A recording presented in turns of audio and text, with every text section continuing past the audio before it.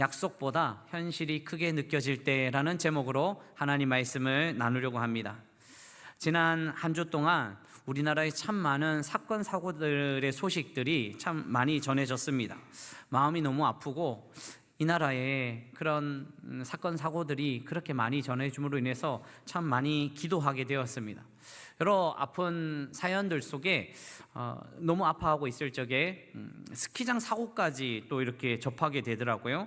스키장 사고가 어떻게 일어났나라는 것을 좀 살펴봤더니 스키를 타러 간 그 스키어가 이렇게 타고 가다가 위에서 내려오는 스노보드 사람과 부딪혔는데 스키 타는 사람이 사망했다. 어떻게 즐겁게 스키 타러 갔다가 그렇게 큰 사고를 당할까라고 생각해서 한번 이 스키장에 대해서 한번 살펴보았습니다. 스키장에 대해서 전문가들이 이야기하는 내용들이 있는데요, 대부분 폐장 시간이 다가올 때 큰 사건이, 큰 사고가 일어난다고 합니다. 하루 종일 스키를 탄 이 스키어들이 이제 좀 자신감이 붙게 되고요, 오랜 스키를 타다 보니까 지칠 대로 지쳐 있어서 이제 몸에 반사신경이 조금 둔해진 상태라고 합니다. 게다가 하루 종일 이 많은 사람들이 스키를 타다 보니까 눈이 이렇게 저렇게 많이 파헤쳐진 상태고, 또 이렇게 해가 지니까 온도가 내려가게 되고, 이제 그 파헤쳐진 눈들이 다 이렇게 얼어버려 가지고 그 설질이 굉장히 안 좋게 됐다는 거죠. 그리고 문제는 이 마감 시간이 되니까 이 사람들이 한 번이라도 더 타려는 조급한 마음이 생긴다는 거죠. 그래서 이 조급한 마음에 한 번 더 열심히 타봐야지라는 그 마음으로 올라가고 빨리 내려오고 올라가고 빨리 내려왔다가 그렇게 큰 사고를 당한다고 합니다. 여러분, 지칠 대로 지친 그 마음의 상태와 또 조급한 마음들은 큰 사고를 내는 것처럼 우리의 인생에도 지칠 대로 지킨 우리의 마음, 그리고 또 탈진 상태, 또 조급한 마음들이 어떤 일들을 결정하고 나갈 때는 큰 사고가 일어난다는 거죠. 인생의 사고가 일어날 수도 있습니다. 그래서 조급해진 마음 속에 또 지치고 피곤한 탈진 상황 속에서 무언가를 선택하면 우리가 잘 고려하고 잘 기도하면서 많은 일들을 선택해야 됩니다. 조급한 상황에서는 하지 말아야 할 행동들도 우리가 하게 됩니다. 조급한 상황에서는 사랑하는 이들에게 진심으로 말하지 못할 때가 참 많습니다. 하지 말아야 할 말을 할 때가 있습니다. 온전한 상태가 아니기 때문에 잘못한 결정을 내릴 때가 참 많습니다. 그래서 인생의 사고를 당할 때도, 어려움을 당할 때도 참 많습니다. 그러면 영적 사고도 마찬가지입니다. 아직 완성된 단계는 아니기 때문에 인생의 시간이 또 빠르다는 생각으로, 또 종착지를 향해서 달려간다는 마음으로 조급한 마음이 있으니까 하나님의 말씀을 붙들고 살아가는 것이 아니라 내 힘 붙들고 내 힘으로 살아가야지, 내 힘으로 결정해야지 라고 생각하면서 영적 사고를 당할 경우가 참 많습니다. 여러분, 오늘 본문 바로 앞에는요, 이 영적 사고를 낼 수 있는 그런 아브라함을 하나님께서 찾아가 주셨어요.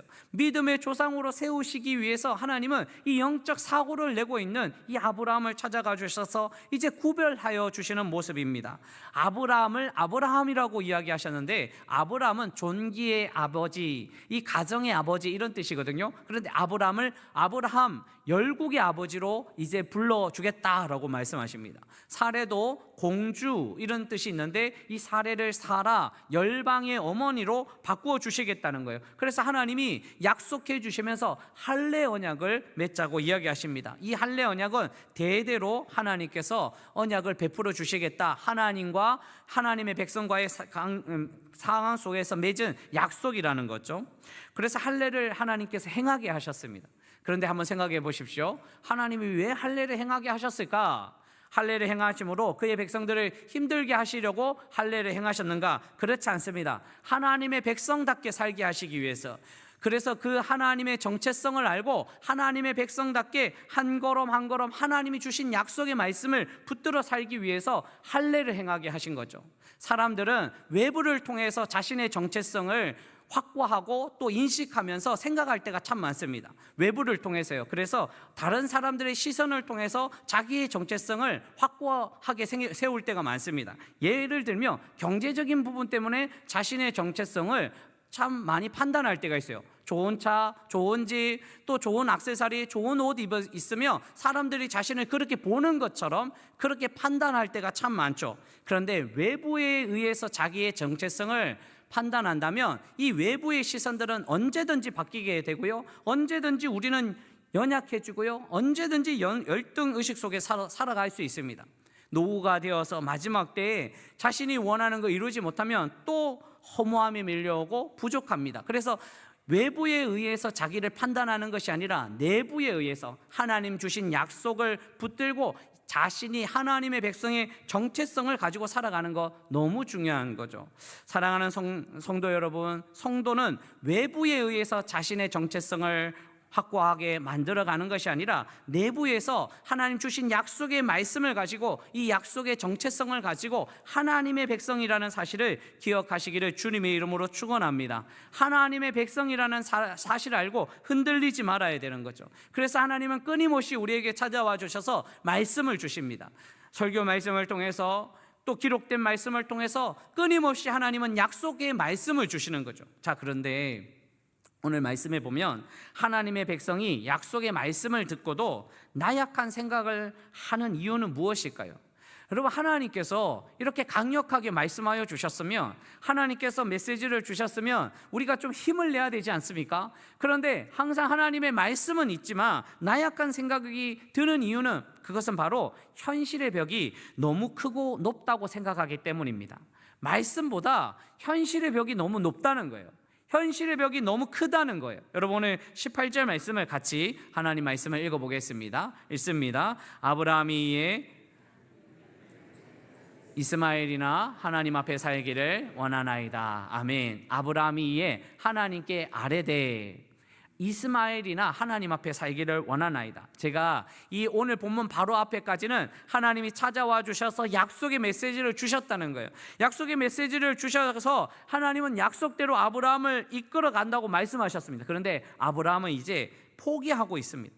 하나님이 충분하게 이야기하셨는데, 그런데 아브라함은, 이 아브라함의 고백은 하나님의 마음을 아프게 해드리는 고백을 하고 있습니다. 여기 이 고백은요, 이스마엘이나 하나님 앞에 살기를 원하나이다. 하나님, 그 약속은 괜찮고요, 하나님, 제 앞에 보이는 이스마엘이나 우리 저와 함께 이렇게 살기를 원합니다. 이 정도예요. 아무리 하나님이 약속하셔도 내 나이는 100세고 아내의 나이는 90살이니까 이제 낙이 없습니다. 이것 지금 저에게 준 이 이스마엘이라도 제가 만족하면서 살 수 있도록 도와주십시오. 제가 여기에 머물겠습니다. 이런 이야기입니다. 안타까운 마음입니다. 아브라함과 하나님과의 이 대화에는 진전이 없습니다. 하나님은 약속을 주시겠다고 이야기하고, 아브라함은 괜찮습니다. 더 이상 안 됩니다. 이렇게 이야기하는 거예요. 제가 100세입니다. 제가 90세입니다. 제가 지금 이런 현실입니다. 라는 이야기예요. 여러분, 하나님과 아브라함의 이 대화는요, 마치 이 아름다운 것을 향해서 이 가이드가 이제 이 여행객들을 다 데리고 가는 이 상황 속에서 여행객들은 여기도 좋네요, 여기도 괜찮네요, 이런 상황이에요. 그런데 가이드는요, 저곳에 가면 정말 좋은 자리가 있는데, 그래서 꼭 그들을 데려가고 싶은데, 그들과 함께 하고 싶은데, 이 여행객들은 이 자리가 좋사오니 저는 더 이상 못 가겠습니다, 이런 상황이라는 거죠. 가이드는 한번 가봤기 때문에, 그 자리를 알기 때문에 또 인도하고 싶은 그 마음이 있습니다. 여러분, 하나님도 그렇습니다. 하나님은 약속하시면서 더 좋은 곳으로 하나님의 백성을 인도하고 싶으신 하나님의 마음이 있으시다는 거예요.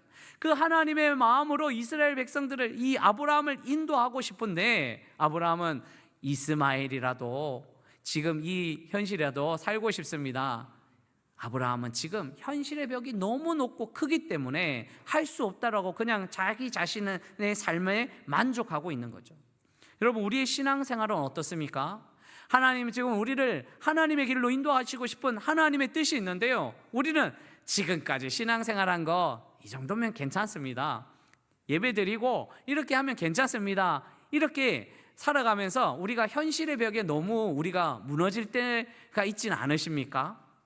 우리 올해는 이제 순모임, 우리 함께 소그룹 모임을 함께 하면 좋겠다라고 이제 계획을 하고 있습니다. 이제 2월 아마 3월 정도는 이 윤곽이 나올 것 같습니다. 참 우리 모든 성도들과 함께 하는데 많이 신청은 하지 않으셨더라고요. 아직 먼저 신청하신 분들을 제가 우리 교육자들과 함께, 우리 구역장님들과 함께 논의를 했고, 이제 새롭게 시작하는 순장님들과 오늘 또 계속 논의를 합니다. 그래서 새롭게 신청하신 분들을 먼저 순모임과 함께 하는데 이런 생각이 들었습니다. 현실의 벽이 너무 높다고 생각하지 않을까. 믿음으로 우리가 예배하면서 나아가는데 지금 여기까지가 괜찮습니다. 더 이상 하나님 더 이상 안 해도 저는 요 정도는 괜찮을 것 같습니다 라고 생각하면서 현실의 벽에 너무 무너지고 있지는 않은가, 이런 생각을 해보았습니다. 여러분, 이제 차츰차츰 한번 찾아보시면 좋겠습니다. 믿음의 동력자들과 하나님의 이야기를 나눌 수 있는 그 동력자들은 어디 있을까 함께 고민하고 찾으면서 서로 기도를 나눌 수 있고 서로 말씀을 나눌 수 있는 이런 소그룹들이 우리가 만들어져서 우리가 언제 어디서나 하나님께 영광을 올려드리고 함께 기도할 수 있는 이런 소그룹들이 되어야 되는 거죠. 그런데 현실의 벽이 너무 높고 이 믿음의 단계에서 지금이 괜찮다라고 생각한다면 우리는 하나님의 약속하신 인도하심으로 또 한 걸음 더 나아가지 못할 때가 너무 많다는 거죠. 사랑하는 성도 여러분, 현실의 벽보다는, 현실의 높은 벽보다는 하나님의 말씀, 하나님의 인도하심을 날마다 기대하며 하나님의 말씀을 따라 살아가는 아름다운 인생이 되시기를 주님의 이름으로 축원합니다. 자, 그렇다면 하나님은 이 현실의 어려운 벽 앞에 있는 그의 백성들을 어떻게 이끌어 주실까요? 아브라함은 이 현실의 벽 때문에 무너지고 있는 그 상황에서 하나님이 인도하여 주시거든요. 하나님 어떻게 인도하실까? 첫 번째는요, 하나님의 손을 잡으라고 말씀하십니다. 하나님이 손을 내밀어 주세요. 그래서 하나님 그 손을 잡으라고 말씀하세요. 여러분, 오늘 19절 말씀, 우리 하나님 말씀을 읽어보겠습니다. 하나님이 이르시되 아니라 내 아내 사라가 내게 아들을 낳으리니 너는 그 이름을 이삭이라 하라. 내가 그와 내 언약을 세우리니 그의 후손에게 영원한 언약이 되리라. 아멘. 하나님은 아브라함과 사라를 그들이 생각하는 대로 내버려 두지 않으십니다. 손을 내밀어 주시는 거죠. 그리고 하나님이 아니다라고 단호하게 말씀하여 주십니다.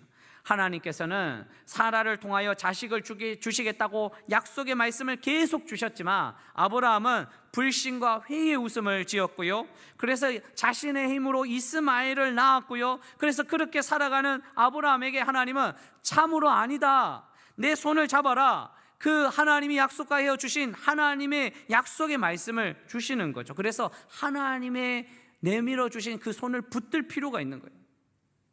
하나님은 이제 하나님의 손을 붙잡으라고 이야기하는데, 그래서 그 하나님의 손을 붙잡아야지 하나님의 약속을 믿고 살아가는데 하나님의 손을 어떻게 잡을까 걱정하고 두려워하는 거죠. 여러분, 지난 수요일에 사도행전 3장 말씀을 보면서 이 날 때부터 걷지 못한 자에 대해서 이야기를 좀 나눴습니다. 날 때부터 걷지 못했기 때문에 성전 미문에 항상 누군가 데려다 줬습니다. 그래서 그곳에서 구걸하면서 살아왔습니다. 40년, 그의 나이가 40살이라고 합니다. 40년 동안 구걸하고 살았습니다. 그런데 베드로와 요한이 기도하러 올라가는 그 도중에 그 걷지 못한 그 사람을 보게 되고요.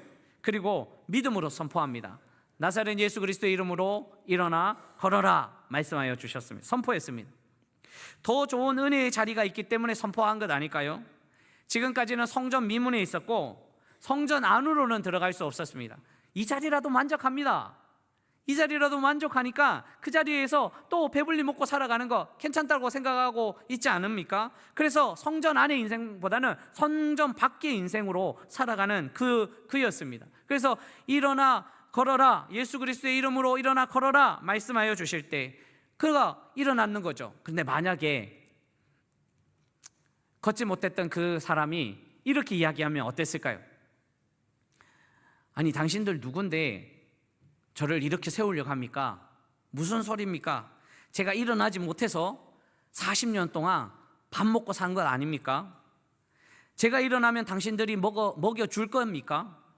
걷지 못해도 먹을 것은 그래도 감사하게 먹을 수 있었고, 그래도 이 먹는 것 때문에 행복할 때도 있었는데, 만약에 이제 일어나가지고 다른 사람들이 먹을 것을 주지 않으면 당신들이 책임져 줄 수 있습니까? 여러분, 이렇게 물었으면 어떻게 했을까요?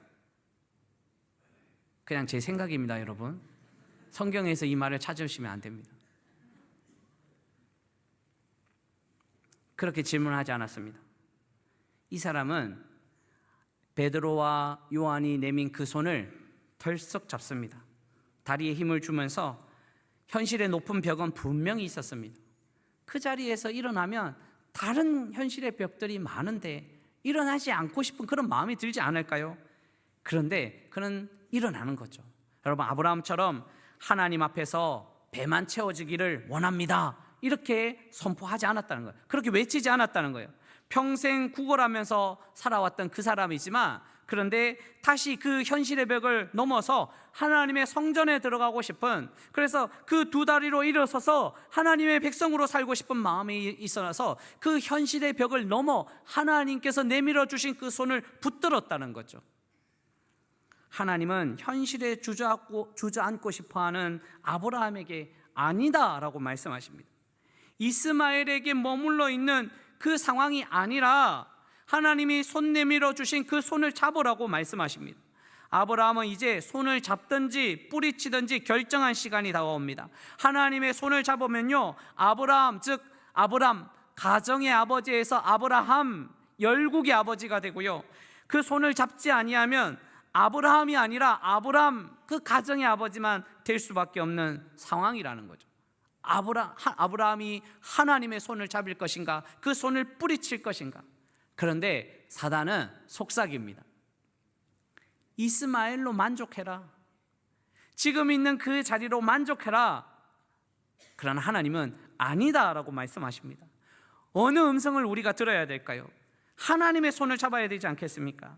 하나님의 말씀이 우리에게 있으면 우리는 현실의 벽이 눈에 보일지라도 우리는 하나님의 손을 붙잡아야죠.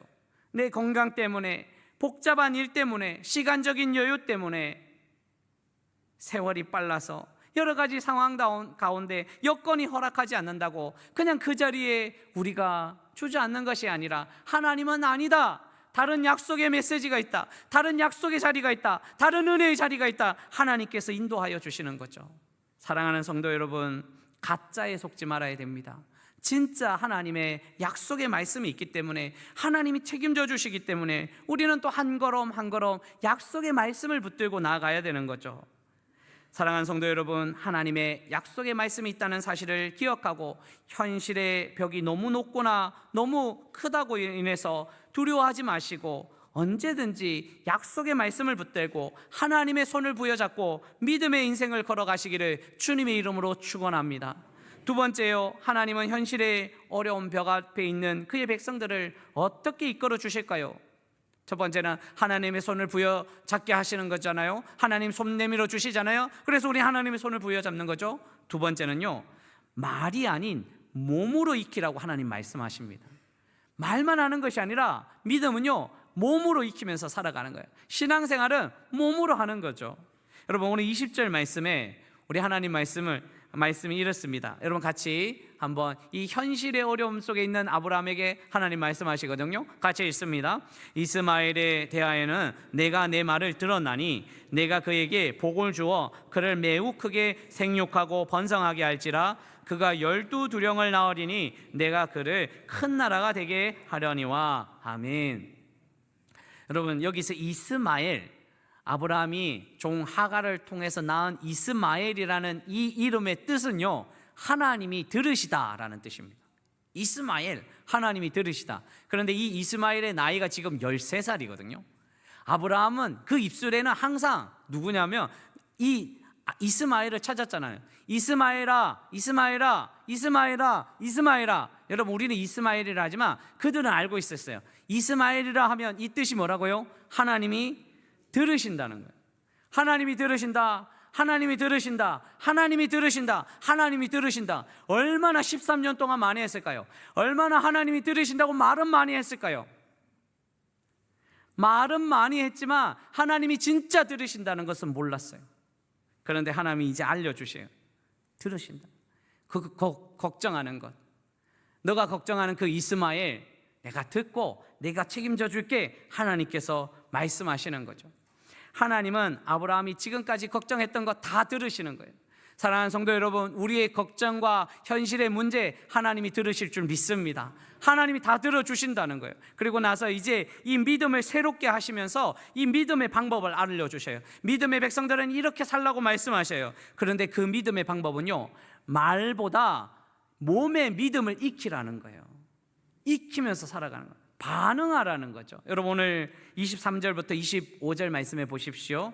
같이 한번 읽어볼까요? 23절부터 3절 같이 읽습니다. 이에 아브라함이 하나님이 자기에게 말씀하신 대로 이 날에 그 아들 이스마엘과 집에서 태어난 모든 자와 돈으로 산 모든 자 곧 아브라함의 집 사람 중 모든 남자를 데려다가 그 포피를 베었으니 아브라함이 그의 포피를 벤 때는 99세였고 그의 아들 이스마엘이 그의 포피를 벤 때는 13세였더라. 아멘. 할례를 행하게 하시거든요. 그런데 할례를 행하는 이 할례의 뜻은요, 몸에 익히다라는 뜻이에요.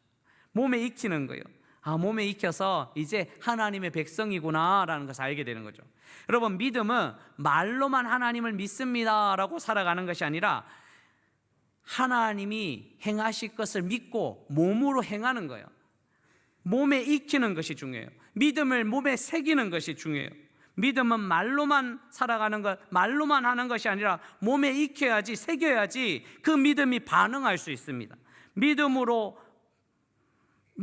반응해야지 언제든지 우리가 이겨나갈 수 있어요. 이 믿음은요, 말로만 하나님 믿습니다, 하나님 믿습니다 이렇게 하잖아요. 그런데 어려운 일이 생겨보세요. 그러면 말로만 했던 이 믿음은요, 늘 약해집니다. 약해질 때가 많습니다. 그런데 몸에 익혀진 이 신앙은요, 힘들고 어려울 때 기도의 자리를 찾게 되는 거예요. 내가 그 전에 그 자리 찾았지. 내가 그 전에 하나님께 높이 올렸던 내 손이 있지. 내가 그렇게 하나님 앞에 붙들어졌던 하나님의 은혜가 있지. 몸으로 기억하는 거예요. 여러분, 신앙은 몸으로 기억하는 것이 굉장히 도움이 됩니다. 여러분, 자녀들에게 믿음을 우리가 물려주기 위해서 애쓰잖아요. 그런데 그 방법 중에 하나가 말로만 하는 것이 아니라 몸으로 익히는 거예요. 어떤 사건 속에서, 환경 속에서도 예배하게 하는 몸으로 익히는 삶이에요. 하나님을 찬양하는 삶이요, 하나님께 드리는 삶이요, 이렇게 몸으로 익히는 것이 나중에는 굉장히 이 믿음을 이어가는 것이 큰 도움이 되는 거죠. 그래서 하나님은 이 믿음을 몸으로 익히라고 말씀하시는 거예요.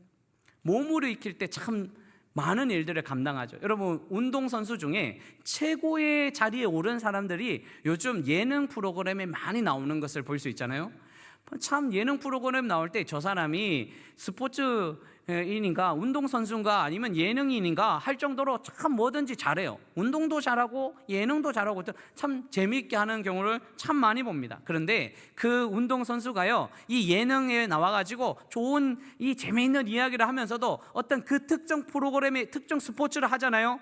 그러면 그동안 했던 그 몸에 익혔던 일들을 완전히 또 잊지 않고 하는, 축구 선수는 그 공 차는 것을 잊지 않더라고요. 탁구 선수는 탁구 치는 거 잊지 않더라고요. 테니스 선수는 테니스 치는 거 잊지 않아요. 왜요? 몸에 익혔기 때문이죠.